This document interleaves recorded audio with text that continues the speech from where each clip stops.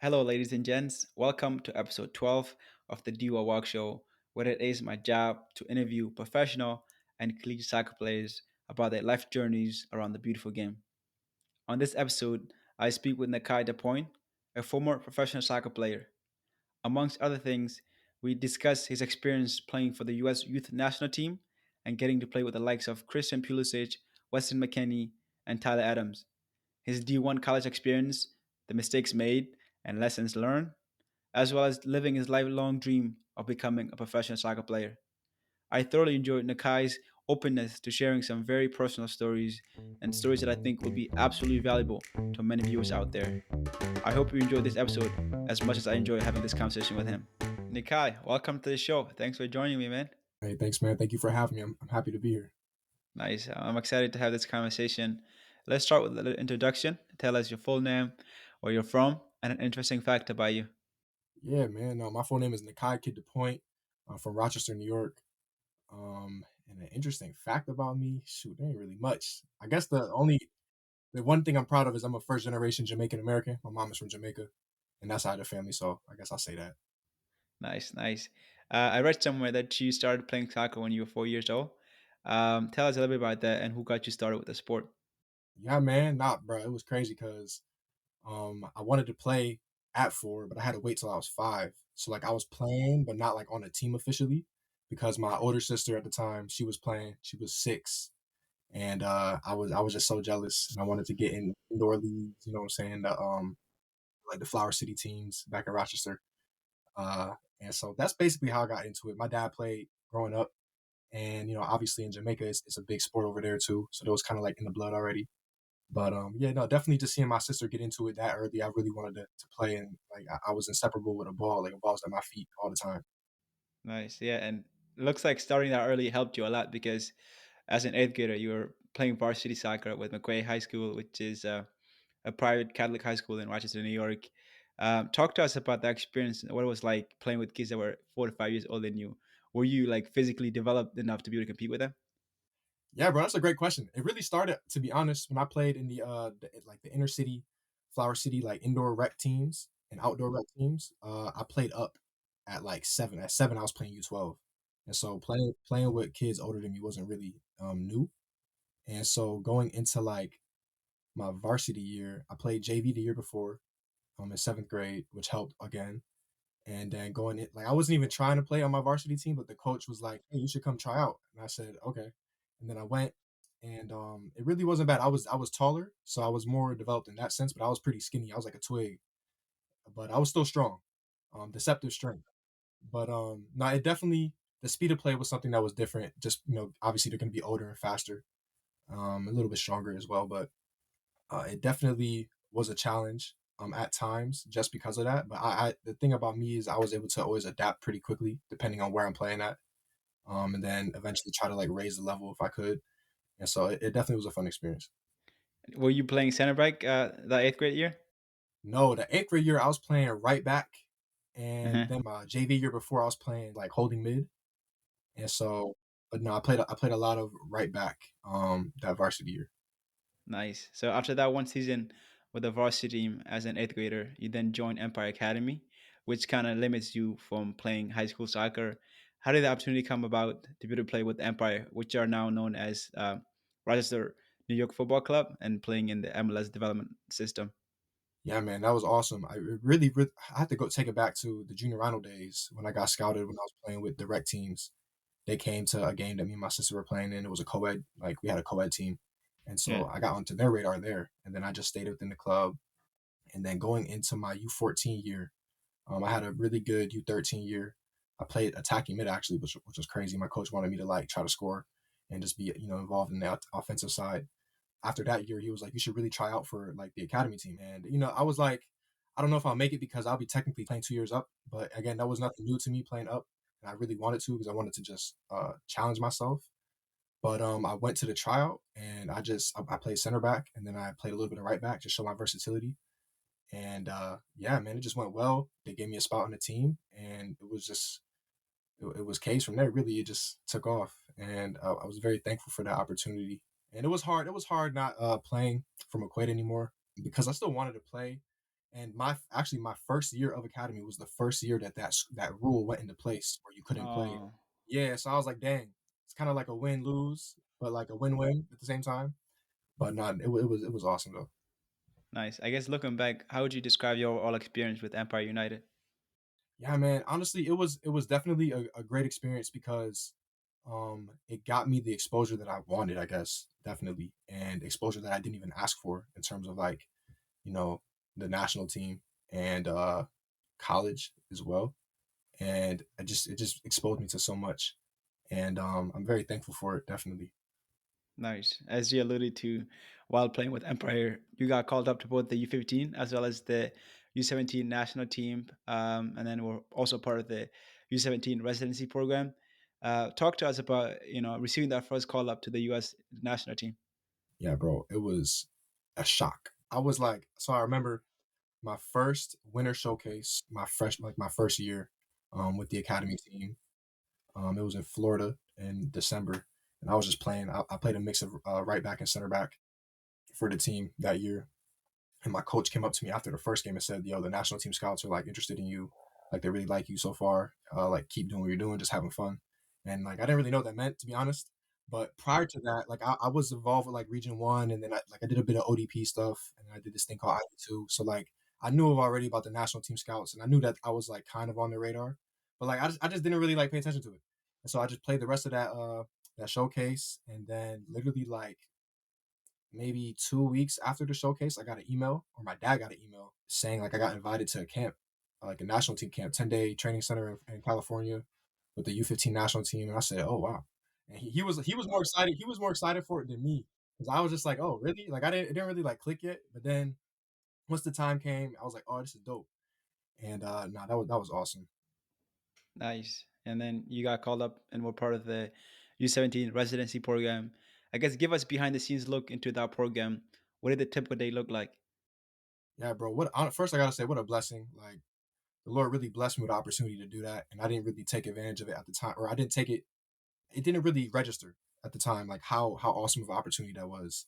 But that was the same thing. Like I didn't get invited back to the camp after my first one, and the coach gave me some things to work on.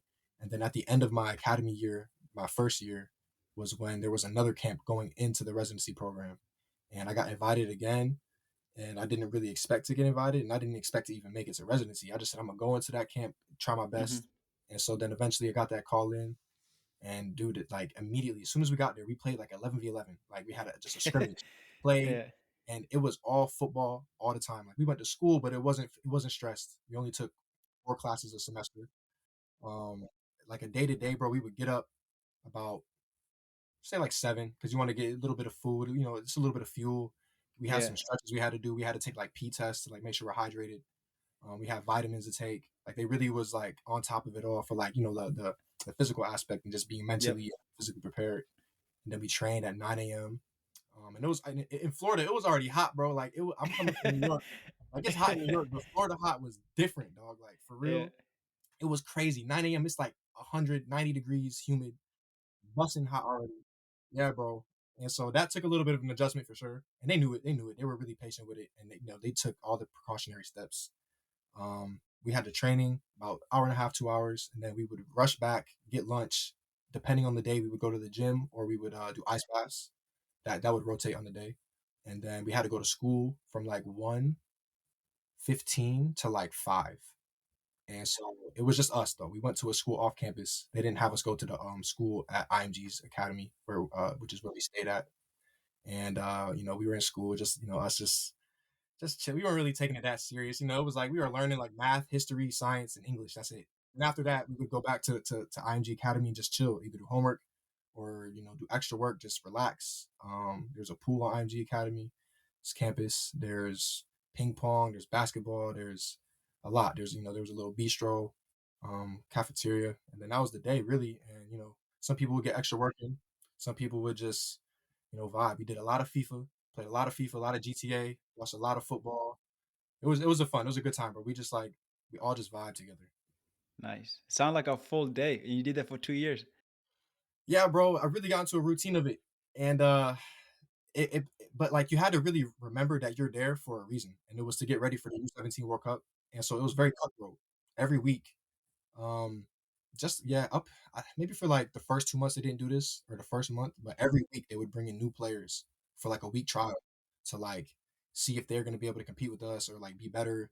And they would bring in kids that are doing well, like within like the academy, like the best kids in the country performing the best, and then some kids that weren't even from the U.S. but like had a citizenship would come, and so it was definitely cutthroat. Um, but it was dope. I loved it. I loved it. I always wanted to, especially when new kids came, I wanted to be like, all right, well, you're trying to take my spot, so let me show you why I like you. Yeah, yeah. Nice, nice. And I guess your earlier point about how it is in Florida. I was just in Miami, in the river, and I was walking around with some friends, and like, dude, you're just walking and like you're sweating, like, and I couldn't believe it. I'm like, it's the winter time and it's this hot. I can't imagine what's like in the spring or the summertime. Bro, it's crazy. It's actually crazy. Jesus, yeah. I don't know if it's fun to visit Miami and like Florida, but I don't know if I could live there. I feel like it's too hot for me. Even though like I'm from South Sudan and like I'm right by the equator, so I was used to the hot, but it's way too hot over there, for my opinion. You got them New York bones now. You got them cold winter bones. Yeah, yeah. You were part of the same national team camp as the likes of Christian Pulisic, Weston Mckennie, Tyler Adams, guys that are currently the face of the U.S. national team. I guess looking back on that experience, what was like sharing the locker room with those guys? What are some of their personalities? Do you have any funny stories from your time playing with them? Yeah, bro. Honestly, there's so much. Like when you're there, um, with everybody for especially for I was able to be there for the full 2 years. Hmm. There's just so much that goes on, and growing up at that age, there's just a lot that you guys are like coming to. Like we're growing as like young men. You know what I'm saying? But nah, definitely like Weston was a clown. One thing I'll say about West is like he was good at anything he did, like whether it be Yeah. basketball, football, ping pong, like dancing, just whatever. He was like good at it, and he was very competitive, and he was just a goofball. He didn't get the recognition really that he deserved at that age. Yet he was still a beast, but he wasn't like seen as like, oh, this gonna be the dude playing for Juve. You know what I'm saying? Hmm. Balling out here. And so to see his development is great because we always knew he had it in him. And then same with Tyler. Tyler was an energizer. He was one of the younger ones there because we were mostly Hmm. all 98s, but he's a 99. And Mm. and I definitely got close with them. And same with Christian. Christian was a great dude. Everybody was just mad chill. Everybody was humble. Even Christian. Everybody knew Christian was gonna be nice, but he was real humble. Just just love to have fun. Just being kids playing footy all day. And to see their mentality though at that age was definitely nice. Weston got a little bit more serious. He definitely did. But Tyler and Christian were always pretty like they Yeah. would zone in. You know what I'm saying? You knew that they was about business all the time when it came to that. But I know that there's we call Weston Cookie Monster. So that's something that we called him because he was just Why? he loved cook like he loved to just eat, but like he was always a little bit thicker, but he was never Yeah. out of shape. That's just how he Yeah. built. So we call it Cookie Monster. And Tyler was just a little Energizer bunny, just Yeah. just so hyper all the time. But no, there's a lot of good stuff, bro. Definitely, just Nice. it's like Nice. group moments. Yeah. Nice. It sounds like quite the experience, and I'm happy you got to experience that. I guess transitioning into the college soccer, you committed to play D1 soccer at Villanova, and I guess looking back on that decision, walk us through your thought process as you chose them and why you picked Villanova over some other schools that you were considering, given that you were a top prospect and probably could have gone anywhere. Yeah, bro. Villanova was honestly the last school that I even considered like going Really? to.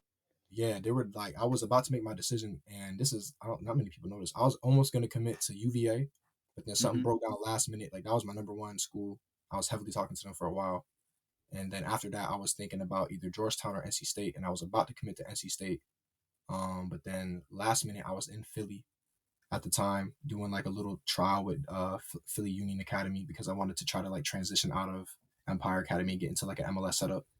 Yeah. And the Villanova coaches hit me up because they knew I was in Philly. I don't know how they Mm. knew I was there, but they knew I was there. Um, I think it's because they were looking at some kids on Philly Union because a couple of kids that ended up going to Nova with me were from that academy. Yeah. But they contacted me ASAP and said, "Yo, we know you're here. We would love to get you on campus." And they just like sold it. And I wasn't like I really just wanted to go somewhere and play immediately. I knew if I went to some bigger schools, they're a little bit more prestigious. I would maybe have Yeah. to wait, which is fine, and like Yeah. compete.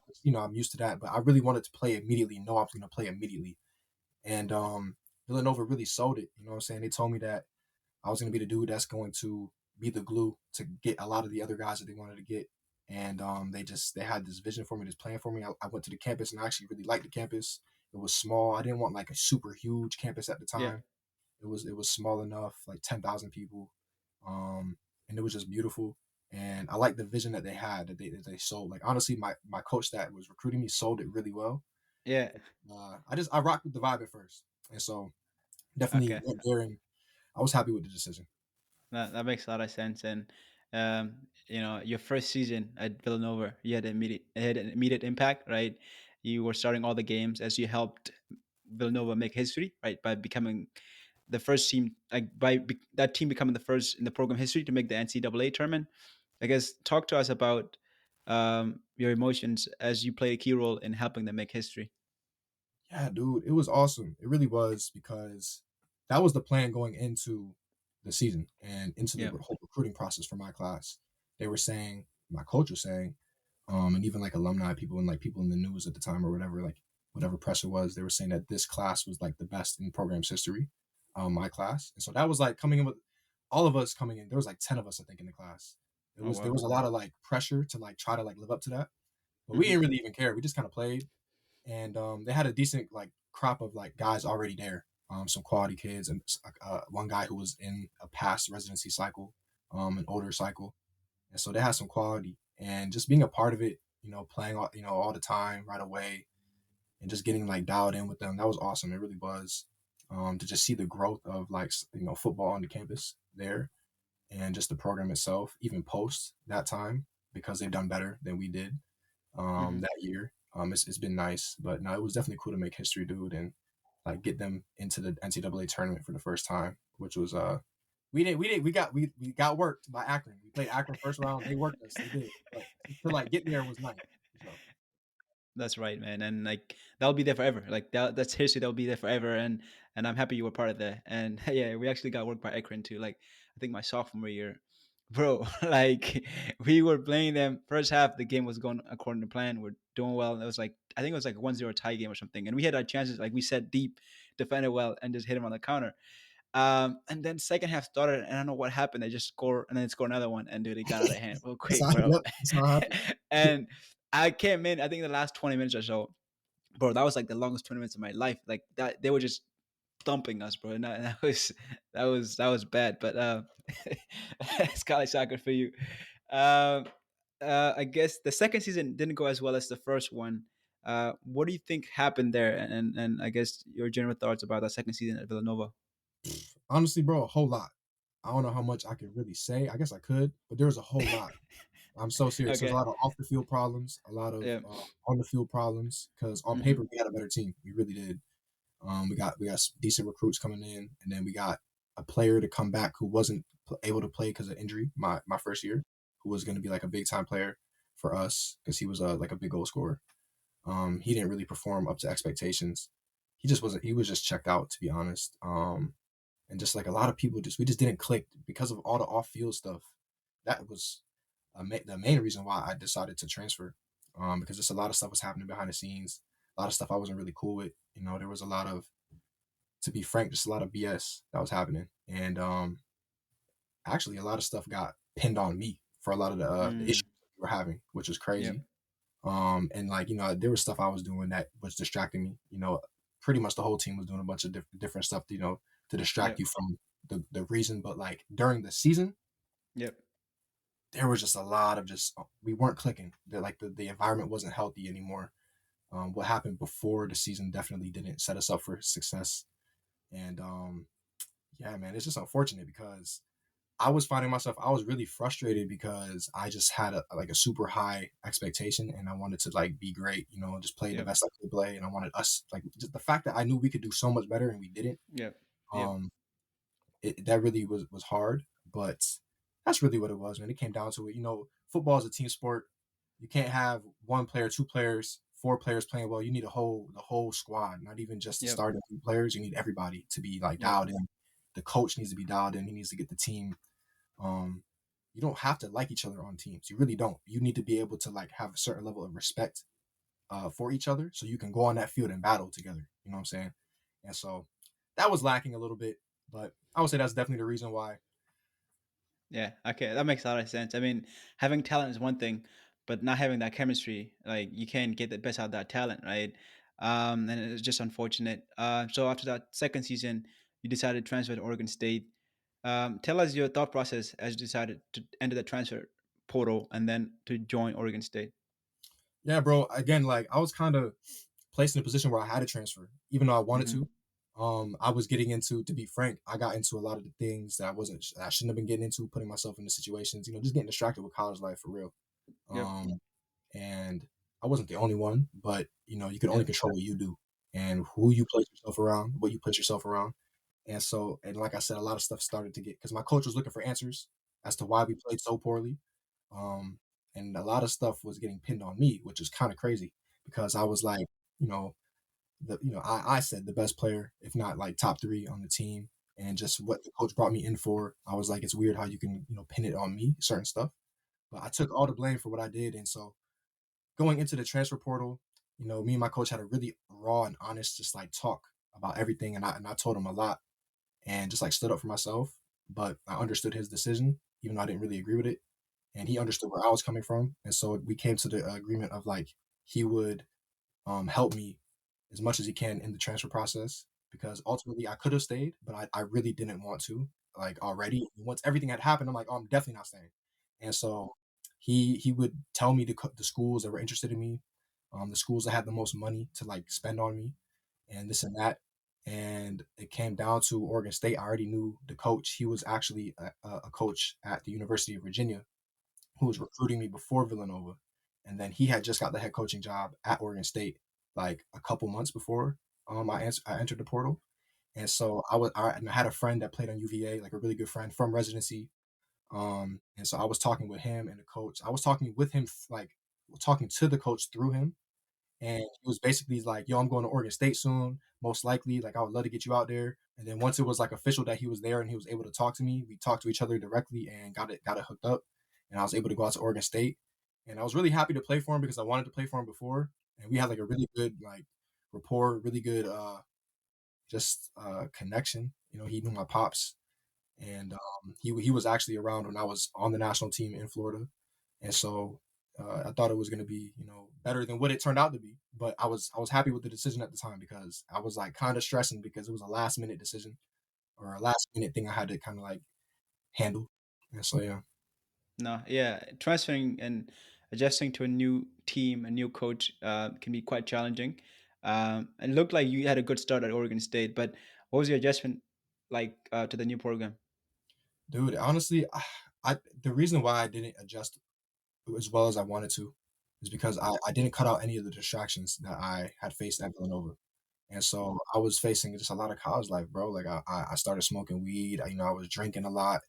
I was just partying. I was getting involved with like the wrong relationships with girls and just like focusing on a lot of stuff outside of what I really wanted to do, which was not be in school long and get drafted like early. You know what I'm saying? So like my mind just like was off that. So I went into my junior year at Oregon State and my senior year even starting. I was like the starter. I was the dude. I mean, my coach brought me in to be that leader, to be this guy because he knew me from a while ago, and I played against UVA my sophomore year at Villanova, and that was like probably my best college game I played, and so he was expecting a lot, and I knew that, but I just wasn't in the right mental state.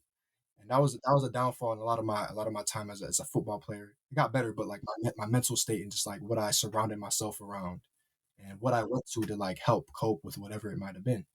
And so I didn't really handle like me and my coach fell out at Oregon State. We really did. And it wasn't because I stopped playing well. Like I was playing fine and even post that decision to stop playing me.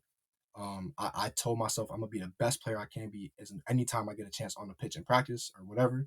And I would do that. And it was hard because just we fell out because of just other reasons. And that was definitely the first time in my life where I was finding myself not playing and it wasn't because I sucked. So that was a hard thing to cope with, and I didn't cope with it well. I really didn't. And even though I started to play like really good, in practice and doing all this and that, and players would be recognizing, even coaches would be recognizing it. Um, it wasn't like getting me what I wanted, and so I ran to the other things, the things I used to cope even more. And so, yeah, bro, and I found myself in a really bad spot. I was depressed because I'm like, dang, because my identity was around soccer. My identity was around and all these other things. And now, um, looking back at it, that was just wrong because now my identity is in Christ. And so I saw him take away the thing that I idolize and love so much to draw me closer to him. And so honestly, at the end of the day, even though football didn't really turn out the way it did over there, and I was in a really bad spot, the worst spot I could say like ever in my life, it brought me closer to God, and I'm very thankful for that. And I still got some opportunities to play. I played a year pro after, but I learned a lot there as not just like a football player, but as a man and just who I am. No, thank you very much for sharing that. I really appreciate it. I guess, what do you think helped you get out of that tough spot, right? Because um, it can be very lonely. It can be very tough to get yourself out of there. What do you think helped you? Like, is there a moment where you think things pivot for you, and you know s- you started to see improvement? I guess, what do you think helped you get out of that? Yeah, man, that's a great question. There's a lot of things, or a couple of things I'll say. Talk to people. I used to keep a lot of stuff bottled in. You know what I'm saying? I used Hmm. to hide a lot, not be honest with like people that cared about me, like my parents or just like really close friends or whatever. Maybe I talked about it. Hmm. I'm a pretty self aware person, but you can't keep it up inside of you. Um, and then I had like a certain mindset where it's like I can only control what I can control.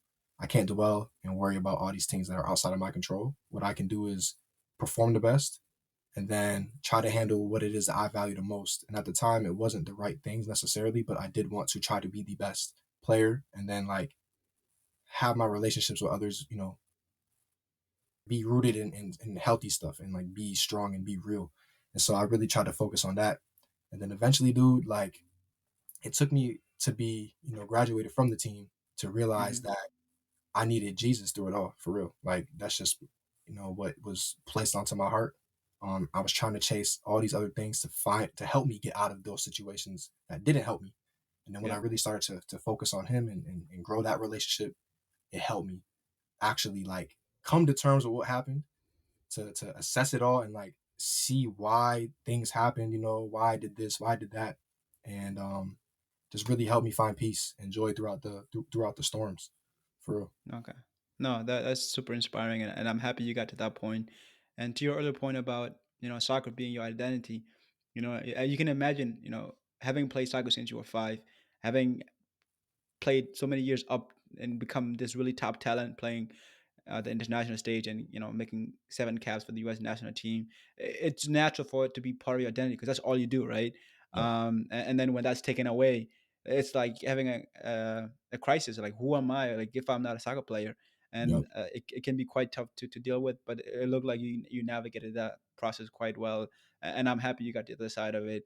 I guess, looking back on that period in college, I guess, what do you think you could have done different, or for the viewers looking and watching this story, what could they learn from your experience that might be able to help them in terms of like not relying on other things to cope with underlying problems that are maybe deeper than you can kind of put a band-aid on?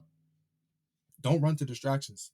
My coach at Oregon State, he would always say this one thing, and which I really agree with him. He said, "Don't chase momentary impulses." Um, a lot of things, especially a lot of sin, dog. It feels good. It's pleasurable. It's something that we can get right here, right now, and so we're gonna Hmm. do it because we think it's gonna help us because it feels good right now, but it's not really going to when you think about it. Don't run to those distractions though. If you got some problems, you got some issues, like really dig down deep inside of yourself to like attack the root of it and bring it up to people, talk with people.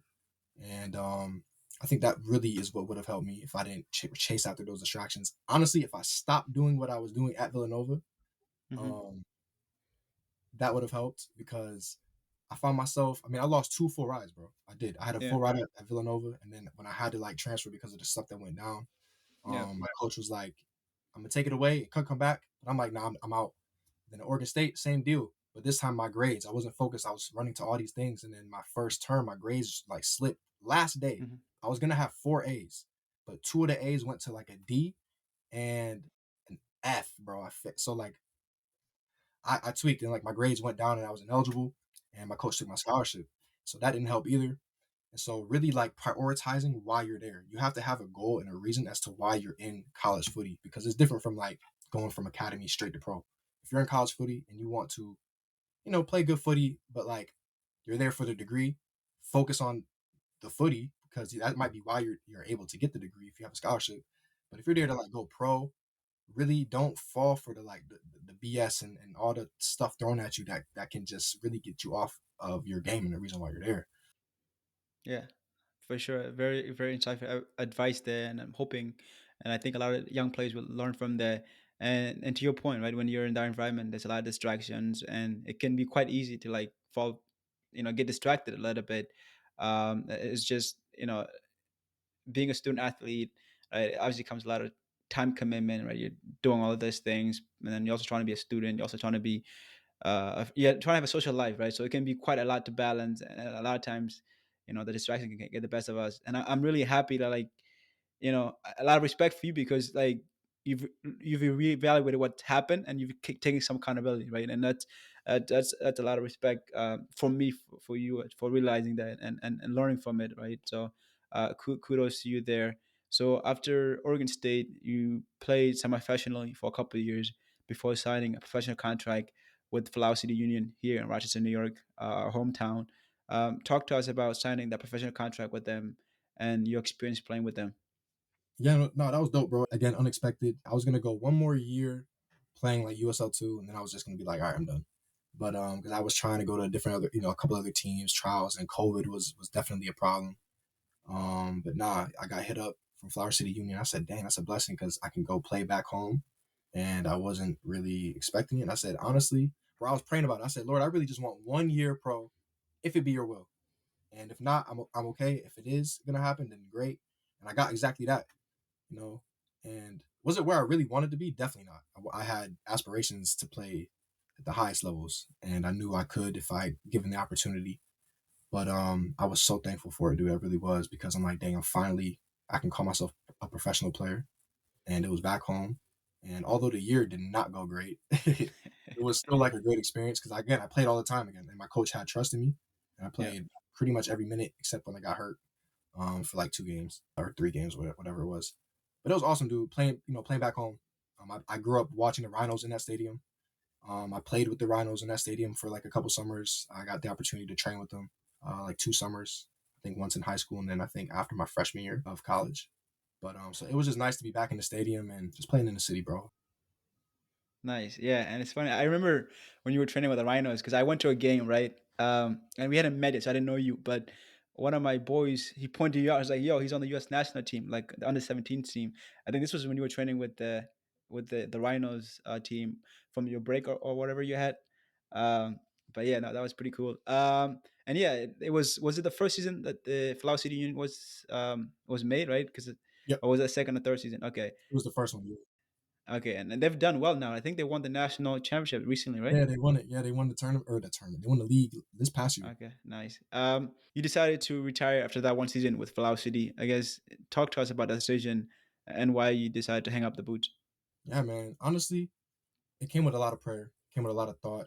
Um, when I prayed, Lord, like I just want 1 year. Like if that's all I get, I'm content. I just want to say I've done it after all these years, if it be your will. And I got that. And when I got it, it wasn't what I wanted it to be. It wasn't what I thought it would be.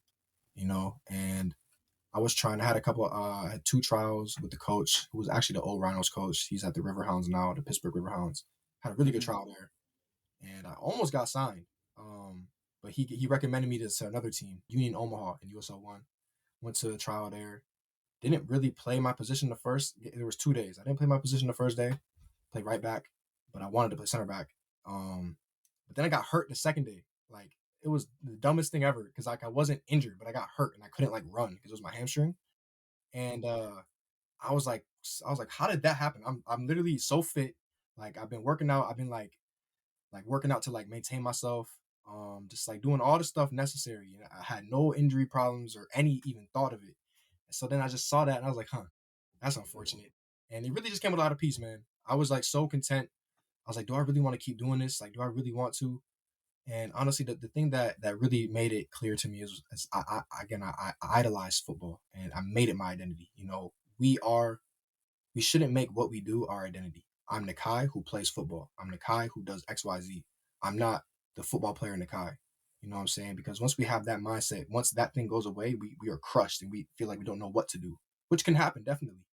But I didn't like that feeling that I had in the past because when football went away, I didn't handle it well, and so it just came with a lot of peace, and I knew I was ready to move on. I just felt the Lord really calling me to just go elsewhere, and I want to stay around the sport. Definitely do, whether it's working in sports companies like Nike or something, which I'm doing right now, working for Nike, or if I'm like working for a team, or if I get to coach, do this and that.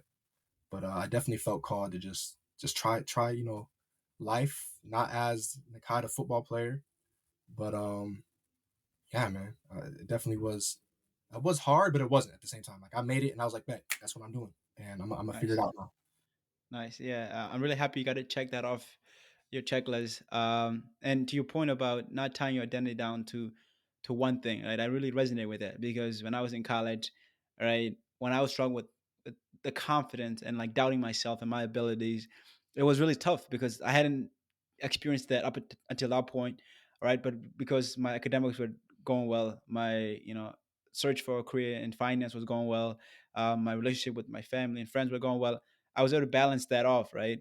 But if I had solely been a soccer player and that was my whole identity, and I'm not playing like I want to be playing, or I'm not playing as well as I could be playing, like it can be very tough to deal with. And so when you kind of like, you don't tie your identity down to one aspect of your life, it makes your life that much easier. But yeah, so really happy you brought that up. What are some of your hobbies and interests outside of soccer? Shoot, bro, I be trying to get in the gym now. I'm trying to get big. Nah, nah, for real, bro, I've been going to the gym. I took literally, bro. So I decided to retire 2020 January of 2023. I did not touch the ball for that this entire year. I swear to you, touched the ball maybe like only in the crib, like juggling, you know. And on 4th of July, I had like a ball. I was at a pool party and I had a football there, so I was juggling. But literally, that's it. And so I'm trying to get back into it. Maybe work my way into it, see if I want to do pickup. It's hard because I'm like really competitive, so I don't know if I want to just play to just do it. But maybe that's gonna happen. But definitely getting into the gym a lot. I try to go 4 times a week. And honestly, I've been reading more, just growing in my faith. Really, to be honest, that's my biggest hobby. I'm taking a couple classes or one class, meeting with a couple like different like groups, whether it's all men or co-ed, just like around faith. Try to grow in that. I definitely want to read more. I've been reading a little bit more. Um, Honestly, still trying to figure out what I want to do for that competitive edge. Thinking about maybe getting into martial arts. I don't know, but yeah, dude, I like being active and honestly just like chilling, and so I'm still figuring it out for sure. Nice. It looks like you have a handful of interests and hobbies, so kudos there. As you look back over your soccer career, what would you say has been the highlight of your whole journey? Dang man, I'm gonna have to throw it back to. There's a lot of good moments. Just given like the time that it happened, but I'm gonna have to go back to my first international tournament when I played in Denmark. We had a tournament in Denmark.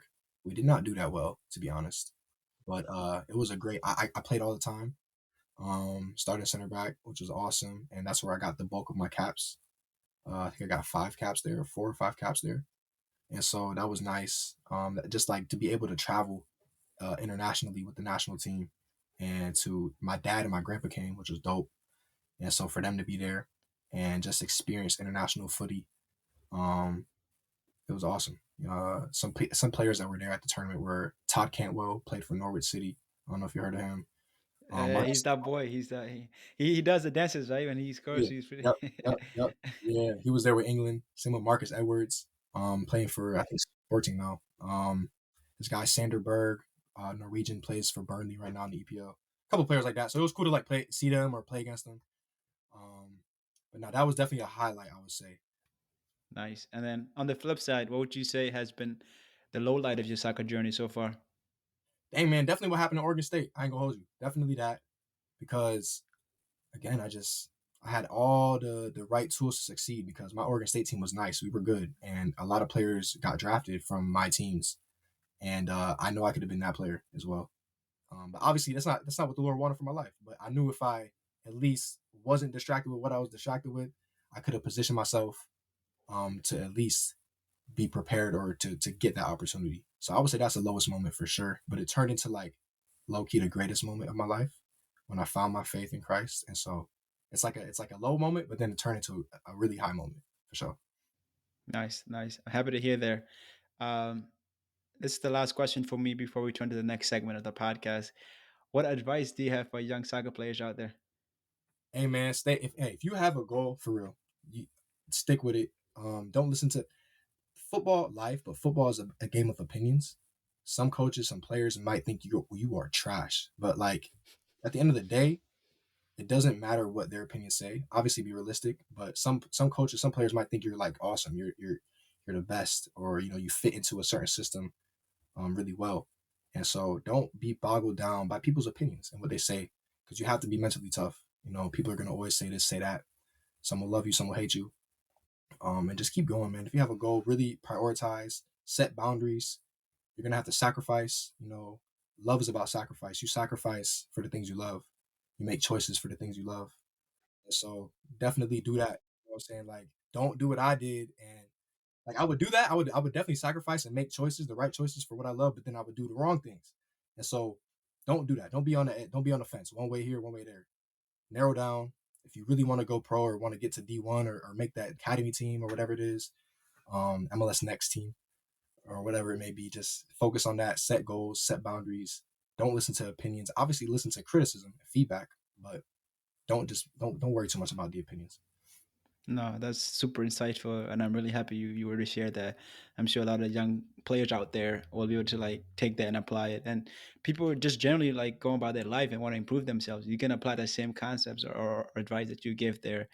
We're gonna transition to the next segment of the podcast now, where I ask my guests all these similar questions, rapid fire type questions. So for the first question, best player you ever played with?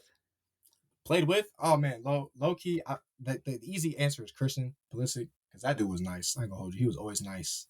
But I'm gonna have to say low key. This guy Asani Dotson from my Oregon State team. He got drafted second round, but he plays for Minnesota United right now.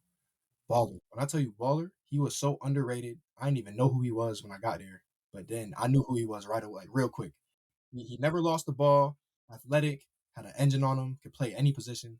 In MLS, he's played literally like every position: left back, right back, defensive mid, Wow. attacking mid, wing.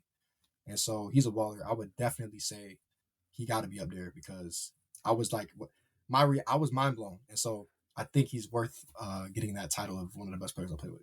Nah, that's incredible considering you play with the likes of Tyler Adams and Weston Mckennie. So I really They have to were hear nice. that. They were nice. Trust, they were nice. But I was just like, I was really surprised. That's fair. I mean, you play with those guys when they were younger too, and you play with this guy a bit older, so it makes sense. Um, on the flip side, best player you ever played against? So this is another great question because I couldn't think really like I was thinking about a lot of players I played against. I played against a lot of good players, really good players. But for me personally, the person that gave me the worst time was this kid Jonathan Lewis, played for Akron. Um, he was cooking me. That's the only time in my life I was cooked. Like I swear. And I was playing left back. I just know I was playing out of position. I had a cast on my hand, but it didn't matter. I could make any excuse I wanted. He was cooking. I really give him that. And so I would say him because he was tough. He was really tough. Nice. Messi or Ronaldo? Ronaldo all day. Stop playing. Okay. Start one, bench one, sell one. Sergio Ramos, Virgil van Dijk, Thiago Silva. Ramos start, bench Thiago Silva, sell Virgil. You're crazy for that, bro. Thiago Silva underrated, underrated, and Ramos got to start. Van Dijk? Yeah, nah, I like Van Dijk, but he played for Liverpool. I'm a United fan, so Okay. There's some bias there. I mean I don't know. Thiago Silva is very underrated, and he's been doing it for a minute, Okay, yeah, yeah. still doing it at 40. So No, that's fair. I mean, these are top players, so you can pick them anywhere you want. And I think for me personally, Van Dijk's peak is better than all of them. But then when you talk about longevity, right, with Thiago Silva and Sergio Ramos, they probably edge him there. So I can see why you would say that. yeah. Man, I really enjoyed this conversation. Thanks for taking the time out of your busy schedule to come talk to me. For the people that want to, continue to follow your journey, where can they find you? Hey man, they can find me on shoot. I'm on like every social media. I don't do Twitter no more, but Instagram, bro. Kaiboy Kye dot boy 3 eyes. I be on TikTok sometimes too, but nah, definitely on Instagram. Just try to be pushing, positive content out there, whatever it may be. But yeah, man. excited to be here. Really appreciate this for sure.